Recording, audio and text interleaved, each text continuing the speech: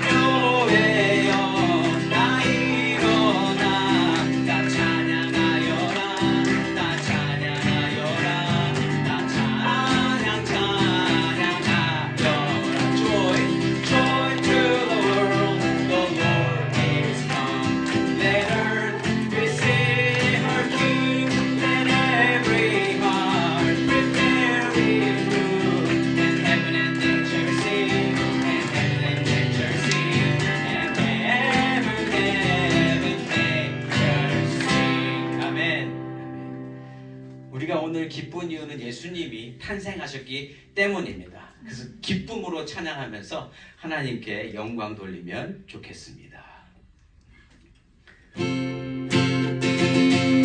천사 찬송하기를 거룩하신 구주께 영광 돌려보내세. 구주 오늘 나셨네. 크고 작은 나라들 기뻐하다 하여라. 영광 받을 왕의 왕 베들레헴 나신 주. 영광 받을 왕의 왕 베들레헴 나신 주. Hark the herald angels sing, glory to the newborn King. Peace on earth and mercy mild, God and sinners reconciled. Joyful holy nations cry, join the triumph of the skies. With angelic hosts proclaim, Christ is born in Bethlehem. Hark the herald angels sing, glory to the newborn King. 의로우신 예수는 평화의 왕이시고 세상 빛이 되시며 우리 생명 되시네. 죄인들을 불러서 거듭나게 하시고 영생하게 하시니 왕께 찬양하여라. 영생하게 하시니 왕께 찬양하여라. Hail the heaven-born Prince of Peace, hail the Son of Righteousness. Light and life in all He brings, risen with healing in His wings. While He lays His glory by, born that man no more may die. Born to raise the sons of earth, born to give them second birth. Hark the herald angels sing, glory to the newborn. 의로우신 예수는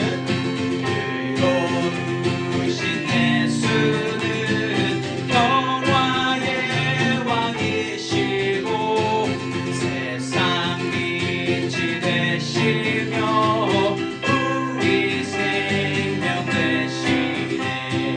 죄인들을 불러서 거듭나게 하시고 영생하게 하시니 왕께 찬양하여라. 영생하게 하시니 왕께 찬양하여라.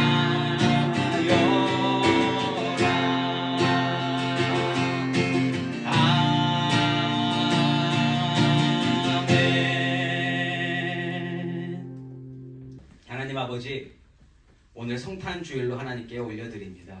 주께서 오늘을 주심에 저희들이 감사와 찬양밖에는 더 이상 드릴 것이 없사오니 아버지 우리의 기쁜 마음을 받아 주시옵시고 오늘 예배도 하나님 주시는 기쁨으로 가득 찬 예배 되게 하여 주시옵소서. 모든 것 하나님께 맡겨드리오며 예수님의 이름으로 기도드립니다. 아멘. 오늘 말씀 요한복음 21장 1절에서 14절 말씀입니다. Today's passage, John 21, verse 1 through 14. 우리 틀스키즈 아이들은 영어로 보시고 읽어주시면 좋겠고요. 우리 요한복음 21장 1절에서 14절까지의 말씀 Read it together. You can share it.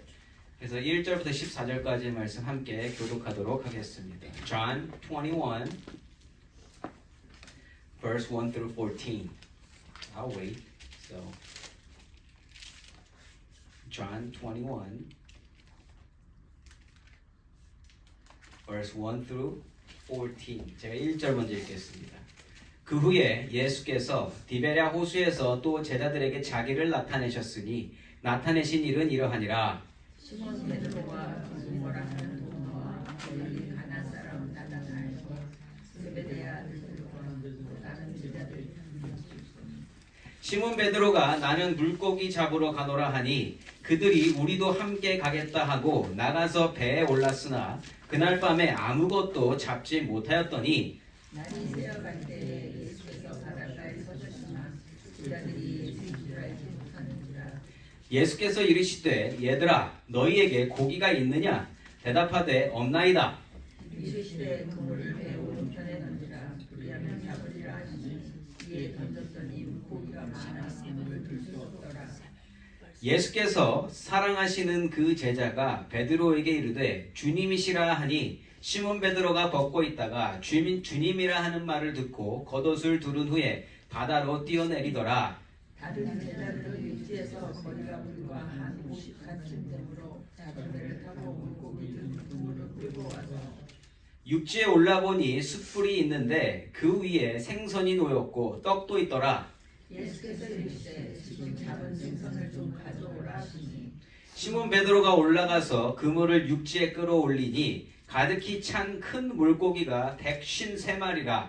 이같이 많으나 그물이 찢어지지 아니하였더라. 예수께서 이르시되 와서 조반을 먹으라 하시니 제자들이 주님이신 줄 아는 거로 당신이 누구냐 감히 묻는 자가 없더라. 예수께서 가셔서 떡을 가져다가 그들에게 주시고 생선도 그와 같이 하시니라. 이것은 예수께서 죽은 자 가운데서 살아나신 후에 세 번째로 제자들에게 나타나신 것이라. 아멘. 아멘. 저는 오늘 하나님의 선물이라는 제목으로 말씀을 나누기 원합니다. First kids, I'm gonna do sermon in Korean, but at the end I'll wrap up in English. But try to listen to Korean sermon and see how much you understand. Okay? Yeah. You don't have to, but don't worry, I'll wrap it up in English. So, 자, 크리스마스 하면 저에게 개인적으로 떠오르는 추억이 있습니다. 예. 교회를 다니지 않았어요, 저는. 그래서 저에게 크리스마스 날 가장 설레게 했던 게 뭐냐? 당연히 선물 아니겠어요? 머리밭에 놓여있는 선물이 저를 제가 가장 설레게 했습니다. 근데 산타 할아버지는 알아요. 근데 산타 할아버지가 어디로 오시죠? 굴뚝으로 오잖아요. 근데 한국집에 굴뚝이 없습니다, 거의. 근데 굴뚝이고 뭐 상관이 없어요. 산타 할아버지만 오면 돼요. 그래서 뭐 굴뚝으로 들어오는 현관문을 열어놓을까 생각도 했었고 어쨌든 이 선물에 되게 제가 이렇게 관심을 가졌습니다. 막 손꼽아 기다리면서 교회도 안 가는데 기도해요. 막 창밖에 보면서 기도합니다. 예. 뭐 산타 할아버지 제가 이거 갖고 싶고 그때 분명히 뭐 장난감 뭐 이런 거 구하지 않았겠어요? 뭐 이런 거 저런 거 주세요 산타 할아버지. 근데 이걸 다 옆에서 누가 듣고 있다? 예, 저희 어머니가 다 듣고 있습니다. 예. 그때는 몰랐지만 들으면 이게 오는 줄 알고 엄청 열심히 기도했어요. 예. 창밖을 바라보면서 그 어머니 계시는 그 부엌 안에 창문 보면서 얼마나 기도했는지 모릅니다. 예. 그리고 그 선물이 제발 자고 일어나면 내 머리밭에 있기를 얼마나 바랬을까. 예. 자, 재밌는 사실은요. 머리밭에 항상 선물은 있었습니다. 근데 원했던 게 단 한 번도 있었던 적이 없어요. 예. 그 대신 뭐가 있었냐? 그때마다 제가 필요한 것들. 뭐 신발이 달아있다 그러면 신발이 있었고요. 그리고 진짜 원하지 않았던 선물이 되게 큰 선물이 있었어요. 그게 저는 그때 기억나는 그 선물이 뭐였냐면 제가 원했던 거는 그 무선 조종 자동차 그게 있었어요. 그게 박스로 한 요만큼 되는 걸로 이제 예상을 했는데 진짜 이만한 선물 더미가 있는 거예요. 그래서 드디어 이번에는 됐구나. 그런데 그게 뭐인지 아세요? 그 대백과사전 전집이 이렇게 있었습니다. 여러분 얼마나 실망했는지 모르겠습니다. 이거 뭐 나랑 필요도 없는 거 이거 왜 내가 말하지도 않았는데 이런 게 있을까? 예, 나중에 알고 보니 누가 주셨다? 예, 저희 어머니가 저한테 필요한 걸 다 주셨던 거죠. 제가 원하는 걸 주신 게 아니고. 자, 그렇게 10살까지의 추억이 있고요. 그 이후로는 크리스마스 선물을 받아본 적이 없습니다. 자, 크리스마스 선물. 자, 크리스마스 선물을 주고받는 것이 우리에게 일반화가 되어져 있는데, 자, 크리스마스의 주인공이신 예수님이 하나님께서 우리에게 주신 선물이기 때문에 우리가 선물을 주고받는 줄 믿습니다. 맞죠? 자, 그래서 오늘 본문 말씀에서는요, 예수님께서 제자들에게 꼭 필요한 선물을 주시는 모습을 우리가 발견할 수 있습니다. 그런데 예수님이 제자들에게 주시는데 그게 자기한테 필요한지는 잘 모를 수도 있어요. 그러나 예수님이 제자들에게 진정 주시고 싶어하는 것이 무엇인지 살펴보면서 하나님이 저와 여러분에게도 진정으로 주시고 싶어 하시는 것이 무엇인지를 찾으며 그 하나님 선물을 잘 받고 누리게 되는 저와 여러분이시기를 예수 이름으로 축원합니다. 자, 1절 말씀 제가 읽어봅니다. 그 후에 예수께서 디베랴 호수에서 또 제자들에게 자기를 나타내셨으니 나타내신 일은 이러하니라. 아멘. 자, 예수님이 다시 나타나셨습니다. 우리가 지금 이 요한복음 20장을 살펴보면서 예수님이 나타나신 적이 2번이 있었어요. 그렇죠? 처음에 나타나셨을 때는 예수님의 무덤에서 나타나셨었고요. 그렇죠? 그리고 예루살렘 주변에서 이렇게 나타나셨습니다. 이번에는 장소가 좀 달라졌어요. 어디냐? 디베랴 호수에서 만나주셨다. 이렇게 증거합니다. 디베랴 호수는 갈릴리 호수입니다. 예. 디베랴가 갈릴리의 중심지역, 수도였기 때문에 갈릴리 호수를 디베랴 호수라고도 불렀다라는 거죠. 자, 어쨌든 갈릴리 호수는 제자들이 거주하는 곳이고 어부 출신 제자들이 자신들의 생계를 위해서 어업을 하는 지극히 현실적인 생활 환경 가운데 예수님이 나타나 주신 겁니다. 자, 그런데 이때 예수님 제자들의 마음 상태가 어떠했을까? 한번 여러분들이 그 이어지는 말씀을 통해서 그 제자들의 마음을 한번 상상해 보시기 바랍니다. 2절과 3절입니다. 시몬 베드로와 디두모라 하는 도마와 갈릴리 가나 사람 나다나엘과 세베대의 아들들과 또 다른 제자 둘이 함께 있더니 시몬 베드로가 나는 물고기 잡으러 가노라 하니 그들이 우리도 함께 가겠다 하고 나가서 배에 올랐으나 그날 밤에 아무것도 잡지 못하였더니. 아멘. 자, 제자 7명입니다. 도마, 베드로, 나다나엘, 그리고 세베대 아들들은 야고보와 요한이죠. 그리고 그 다른 제자 둘은 아마도 빌립과 안드레가 아닐까 생각을 합니다. 왜냐하면 지금 다 어부들만 모였다고 저는 보거든요. 그래서 그렇게 우리가 추측을 할 수 있습니다. 이들 모두 지금 자신들의 생업 환경인 갈릴리 호수에 모여 있습니다. 그리고 베드로는 나 이제 물고기 잡으러 갈래. 이렇게 이야기하고 있다라는 거죠. 자, 시간을 좀 되돌려서 처음에 예수님이 나타나셔서 제자들을 불렀을 때의 그 상황 기억나시죠? 예수님이 제자들을 불렀더니 어떻게 돼요? 생업을 다 버리고 예수님을 쫓아왔습니다. 그런데 지금 예수님이 죽으시니까 어떻게 됐어요? 다시 생업을 붙잡고 있다. 심지어 예수님이 2번을 만나 주셨음에도 불구하고 다시 물고기 잡으러 가고 있다. 자, 이때 이 제자들의 마음이 어땠을까 한번 생각을 해봤어요. 되게 혼란스러울 것 같아요. 예. 이게 꿈인지 환상인지 도대체 예수님이 나타나셔서 그 손의 못자국과 옆구리 창자국까지 보여주셨음에도 불구하고 이게 계속 만나는 게 아니잖아요. 한 번 나타나셨다가 사라지셨다가 다시 도마 있을 때 나타나셨다가 사라지셨다가 오늘 또 다시 나타나신 거란 말이에요. 그러니까 마음이 되게 복잡할 것 같아요. 자, 이제 이러한 생각도 할 것 같습니다. 예수님 때문에 생업을 다 버렸던 사람들이에요. 그런데 예수님이 죽으셨잖아요. 없어지셨습니다. 자, 그럼 이제 뭘로 살지? 어떻게 살지? 하는 생각이 있었을 겁니다. 또 그와 반대로 그런데 예수님이 죽으셨지만 예수님이 가르쳐 주신 대로 살아야 되는 거 아닌가? 이렇게 생각을 하면 되게 막막하지 않을까요?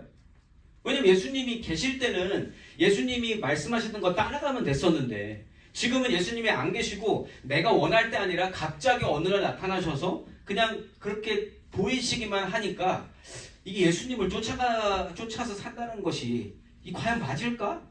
그러니까 모든 것이 다 불확실하다는 거예요. 뭔가 내가 어떻게 살아야 될지 전혀 모르는 막막한 마음이 이들 마음 가운데 있었다라는 겁니다. 그래서 저는 이 베드로가 나는 물고기 잡으러 갈래 하는 이 마음이 어떻게 느껴졌냐면, 나 지금 뭐 할지 모르겠는데 그나마 내가 제일 잘하는 거 그냥 하러 가야 되겠다. 살려는 의지 아닙니까? 그러니까 아무것도 모르는데 나는 물고기 잡는 거는 자신 있어. 나 물고기 잡으러 갈래. 이렇게 한 것 같아요. 제가 보기에는.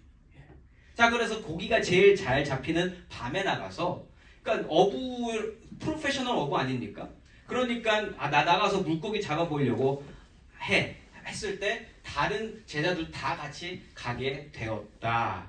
자, 이런 불확실한 마음, 무엇을 해야 될지 모르겠는 제자들의 마음을 예수님은 아십니까 모르십니까? 분명히 아시고 계십니다. 그래서 예수님께서 이미 마리아를 통해서 나중에 갈릴리에서 만나자라고 말씀을 하셨었어요. 그래서 오늘 이 갈릴리에서 만나게 되는 겁니다. 예수님은 모든 것을 다 아시고 이 모든 것을 계획하셨으며 이 계획대로 모든 일이 진행되어지고 있는 줄 믿습니다. 모든 것을 내다보셨기 때문이에요. 참 놀라우신 예수님의 능력이 아닐 수 없습니다. 자, 그런데 예수님은요, 이 제자들의 필요를 다 채우시고 계세요. 지금 뭐냐, 제자들이 지금 어떻게 살아야 될지 모를 때 예수님이 갈릴리 호수에 나타나신다는 거예요. 예수님으로 살아야 예수님으로 살아가고자 마음을 먹었을 때 호수에 나타나시더라는 거예요. 그것도 하나님이, 예수님이 공급을 채워주시는 부분이다라는 겁니다. 그런데 제자들은요, 자기들이 받고 있는지 없는지 잘 몰라요. 자, 그러면 이게 제자들이 지능이 낮아서 그렇습니까? 그건 아니에요. 멍청해서 부족해서가 아니라 인간 자체가 생각의 중심이 나에게 맞춰져 있기 때문에 내가 어떻게 살지 했는데 내가 방법을 모르면 막막해지는 게 내 모습입니다. 그렇지 않아요? 우리도 그렇지 않습니까? 내가 어떻게 살아야 될지 모르겠을 때 나한테 답이 없으면 어떻게 된다? 불안해진다. 그래서 예수님은요, 오늘 제자들을 도와주시려고 하시는 거예요. 도와주심으로써 예수님의 뜻, 하늘의 뜻, 하나님의 뜻을 알게 해 주시려 한다. 왜냐하면 제자들은 예수님의 도우심 없이 뜻을 알 수 없는 존재들이기 때문에. 저와 여러분도 마찬가지고요. 자, 그래서 베드로와 그를 따라서 물고기를 잡으러 간 모든 제자들 7명은 그날 밤에 어떠한 결과를 맞이했습니까? 3절 후반부에 보시면 그날 밤 아무것도 잡지 못했다라고 증거합니다. 자, 누누이 말씀드리지만 베드로와 제자들 어려서부터 고기잡이를 했었던 베테랑들이에요. 그날 밤에 나가면 고기 잡을 수 있는 걸 알기 때문에 나간 거란 말이에요. 근데 한 마리도 못 잡았습니다. 자, 그럼 이게 그냥 우연일까요? 우연적으로 한 마리도 못 잡았을까요? 그렇지 않다라는 겁니다. 예수님께서 일부러 만들어 놓으신 상황이라는 거예요. 제자들이 실생활 속에서도 반드시 예수님을 붙잡고 예수님을 떠올리며 살 수 있도록 하시기 위해서 예수님이 친히 만들어주신 상황이라는 겁니다. 이 상황을 통해서 제자들이 앞으로 예수 복음을 전하는 사도로 살아갈 때에 예수님의 도움이 없이는 아무것도 할 수 없는 자들인 것을 알려주시기 위해서, 그것을 도와주시기 위해서 오늘 이 사건을 만들어 주셨다는 겁니다. 그럼 앞으로 살아갈 때 어떻게 살아야 되냐? 예수님과 함께 있어야 된다는 거예요. 예수님의 도움과 함께 하나님의 나라를 만들어갈 수 있음을 친히 보여주시기 위해서 단 한 마리의 물고기도 잡히지 않게 하셨다는 겁니다. 이런 이상한 경험을 한 이후에 예수님이 나타나셔서 제자들을 인도해 주십니다. 4절과 5절 말씀이에요. 날이 새어갈 때에 예수께서 바닷가에 서셨으나 제자들이 예수이신 줄 알지 못하는지라. 예수께서 이르시되 얘들아 너희에게 고기가 있느냐? 대답하되 없나이다. 아멘. 이 장면이 좀 이해가 안 가는 장면이기는 해요. 예수님이 바다에 서 계시는 것은 뭐 이미 그렇게 하신 적이 있으니까 그게 이상해 보이지는 않을 거죠. 바다 위로 오셨었던 적이 있으시니까. 그런데 제자들이 예수님을 못 알아봤다라는 겁니다. 이미 2번 나타나셔서 만나잖아요. 그런데 못 알아봐요. 근데 어쨌든 여기서 중요한 게 뭐냐면 제자들이 예수님을 못 알아본 게 아니라 예수님만큼은 제자들의 모든 상황을 다 아시고 친히 찾아와 주셨다라는 겁니다. 그러니까 이게 우리에게 어플라이가 되면 우리가 예수님을 바라보지 못한다고 해도 예수님이 세팅해 놓으신 설정해 놓으신 환경을 모른다 해도 예수님은 우리에게 우리가 필요할 때 반드시 찾아와 주신다라는 겁니다. 왜냐하면 우리를 아시니까. 우리가 필요로 한다는 걸 너무나 잘 아시니까. 제자들이 물고기를 잡지 못했다라는 거 만드신 상황이잖아요. 그런데 일부러 물어보세요. 얘들아, 고기가 있느냐? 없습니다. 라고 하니까 어떻게 하신다? 이제는 물고기를 잡을 수 있는 방법을 알려주시더라. 예. 그러면서 근데 여기서 중요한 건 뭐냐면 예수님의 존재를 먼저 드러내신다라는 거예요. 물고기 잡는 그 방법보다는 물고기 있어? 없지? 이런 대화들을 통해서 이 물고기가 잡힐 수 있게끔 해주시는 분이 분명히 존재하시다라는 걸 가르쳐 주시더라는 겁니다. 자, 그리고 예수님은요, 어떻게 해야 될지를 가르쳐 주세요. 제자들은 바닷가에서 보게 된 그분의 말씀을 듣고 그물을 내립니다. 6절 말씀이요. 이르시되 그물을 배 오른편에 던지라. 그리하면 잡으리라 하시니 이에 던졌더니 물고기가 많아 그물을 들 수 없더라. 아멘. 자, 밤이 새도록 그물질을 해도 한 마리 못 잡았는데 예수님 말씀 듣고 그물 내리니까 어떻게 됐다?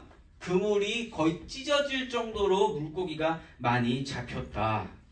이 현상은요, 일반적이지 않습니다. 이 현상은 우연적으로 일어나는 것도 아니라는 거예요.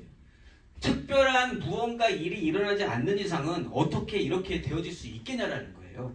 자, 제자들은요, 예수님이 살아계실 때 예수님과 함께 다니게 되면서 이러한 일들을 많이 봤어요.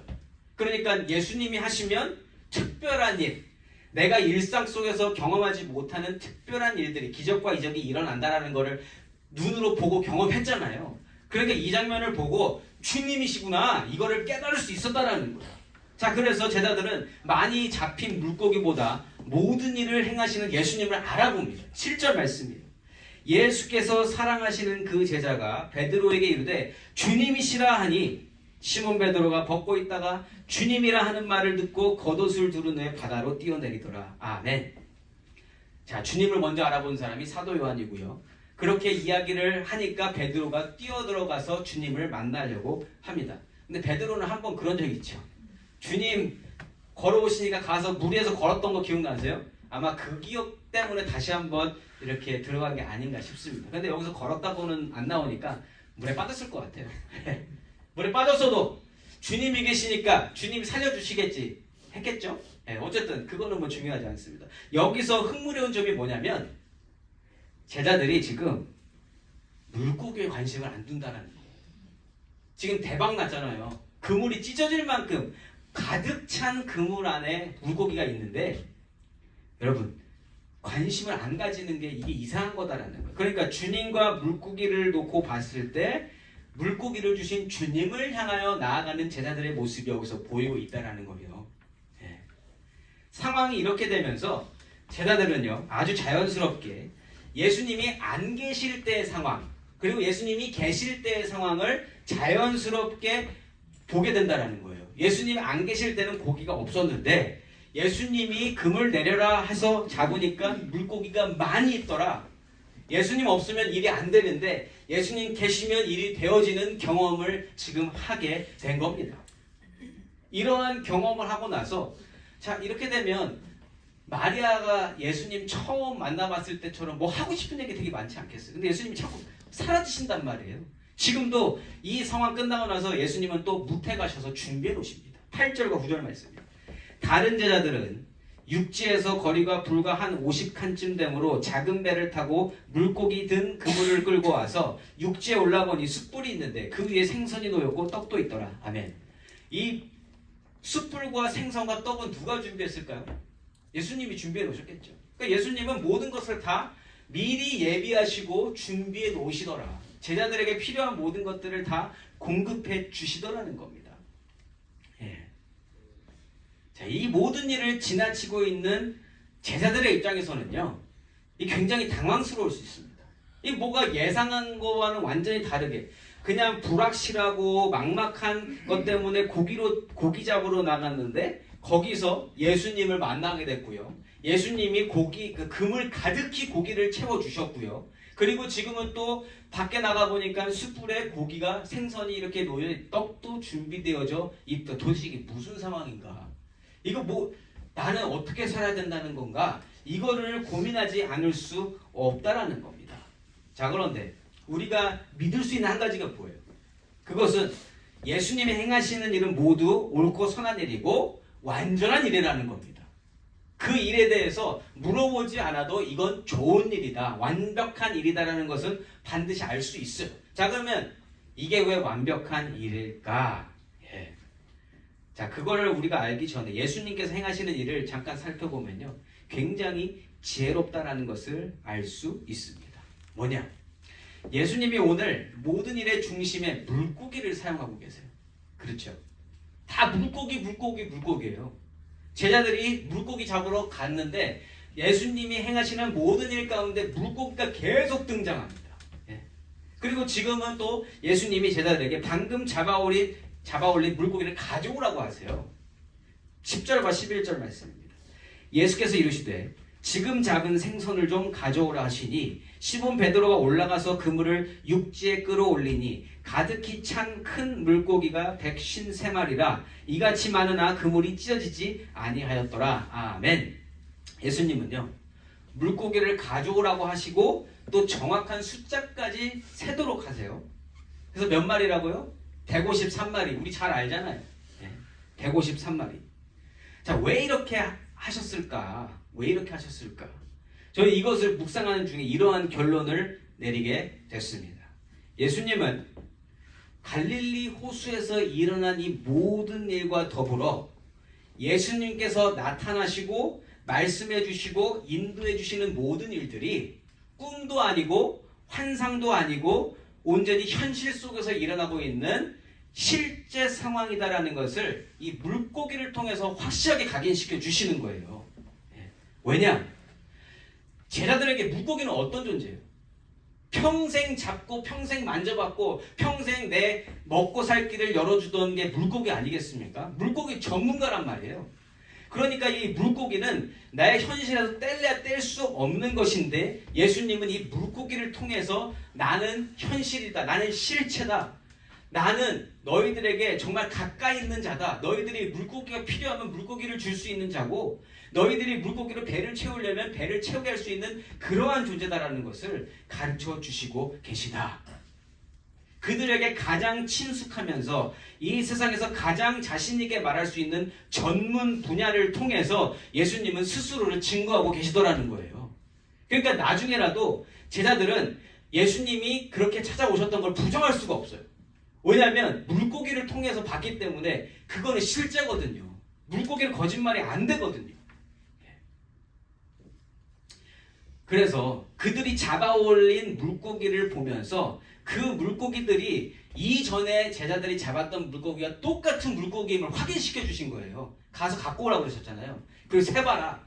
만지면서 보면서 먹으면서 이 물고기 내가 특별히 주는 게 아니라 너희들이 항상 잡았던 그거야. 그런데 이걸 있게 하고 없게 하고는 내가 결정하는 거야. 내가 너희들하고 있으면 이걸 너희들이 풍성히 얻을 수 있다. 이렇게 보여주시는 겁니다. 그리고 나서 이 물고기를 또 같이 드시면서 이 물고기가 실제다라는 걸 보여주시죠. 12절과 13절입니다. 예수께서 이르시되 와서 조반을 먹으라 하시니 제자들이 주님이신 줄 아는 고로 당신이 누구냐 감히 묻는 자가 없더라. 예수께서 가셔서 떡을 가져다가 그들에게 주시고 생선도 그와 같이 하시니라. 아멘. 확인됐죠? 지금 이 생선이 허구가 아니다. 하나님이 그냥 환상으로 보여주시는 거 아니고요. 같이 먹고 나눌 정도로 이거는 실제다라는 것을 가르쳐 주십니다. 그래서 당장 못 알아들었어도 오늘의 사건을 떠올려 보면 예수님 없이는 더 이상 물고기조차 잡을 수 없는 조차가 내 존재구나. 예수님이 함께 계셔야만, 예수님이 나에게 주셔야만 내가 가질 수 있는 존재구나라는 것을 스스로 깨달았다는 겁니다. 제자들이 몸소 경험으로 터득하게 된 것이다. 예수님은요, 다른 것 아니라 제자들이 가장 잘 알고 있는 이 물고기를 통해서 앞으로 그들이 살아가야 할 방법을 잊어버리지 않게 하시는 아주 쉽지만 굉장히 지혜로운 방법으로 인도하고 계셨다는 겁니다. 자, 그러면 여기서 파이널 질문을 드립니다. 예수님께서 제자들에게 정말 주시고자 하는 선물이 뭘까요? 오늘 말씀에서 보면 물고기입니까? 예수님이 지금 주시고자 하는 게 물고기예요? 아니라는 겁니다. 물고기가 아니라 예수님이 주시고자 하는 것은 예수님 자신입니다. 예수님은 스스로가 모든 이에게 가장 필요한 존재인 것을 지금 알려주시고 계시다라는 거예요. 예수님으로 말미암아 얻게 되는 것들이 아니고 예수님 그 모든 것을 허락하시는 주실 수 있는 예수님이 가장 중요하다라는 것을 가르쳐 주신다라는 거예요. 우리도 하나님 통해서 얻는 거 많이 있지 않습니까? 그렇죠? 그런데 하나님 통해서 얻는 것이 중요합니까? 아니면 그거 주시는 하나님이 중요합니까? 그거 주시는 하나님이 중요한 분이시잖아요. 예수님이 중요하다라는 거예요. 예수님께서 제자들에게 나타나셔서 알려주시려는 것, 그들에게 가장 필요한 것은 예수님이시다라는 겁니다. 예수님 자체. 사랑하는 성도 여러분, 오늘 본문 말씀을 통해서 확실하게 알게 된 한 가지, 예수님이 계신 삶과 계시지 않은 삶, 그 차이를 볼 수 있는 거예요. 내가 아무리 자신 있어 하는 분야라 할지라도 예수님의 도움이 있어야만 그것이 되어질 것이고요. 예수님의 도움 없이는 아무것도 할 수 없는 존재가 나라는 사실을 예수님께서 우리에게 친히 가르쳐 주신 겁니다. 우리의 현실 속에서도 똑같다라는 거예요. 우리가 물고기 잡는 사람들은 아니지만 우리가 하는 일들 있잖아요. 우리가 제일 잘하는 일들 있잖아요. 우리에게 은사가 있고 우리에게 주신 재능이 있고 우리로 하여금 먹고 살 수 있도록 일하게 하신 그런 부분들이 있는데 그것이 있다 하더라도 예수님 없으면 안 된다라는 거예요. 그러나 예수님 계시면 아무것도 잡지 못해도 아무것도 가진 거 없어도 우리는 살 수 있게 되는 줄 믿습니다. 이러한 저와 여러분의 인생을 잘 아시는 하나님께서는요, 우리에게 꼭 필요한 예수님을 선물로 주신 겁니다. 예수님이 우리에게 오신 그날을 기념하는 크리스마스가 그래서 우리에게 가장 기쁜 날이 되는 줄 믿습니다. 오늘 우리가 기뻐해야 하는 이유, 예수님이 태어나신 날이기 때문이에요. 그걸 우리가 기념하는 거 아니겠습니까? 오늘 크리스마스 주일로 예배하는 오늘 우리에게 가장 큰 선물 되시는 예수님의 탄생을 마음껏 기뻐하고 예수를 선물로 주신 하나님께 감사와 찬양을 올려드리는 귀하고 복된 우리 트루스교회 성도님들이시기를 예수 이름으로 축원합니다. 아멘.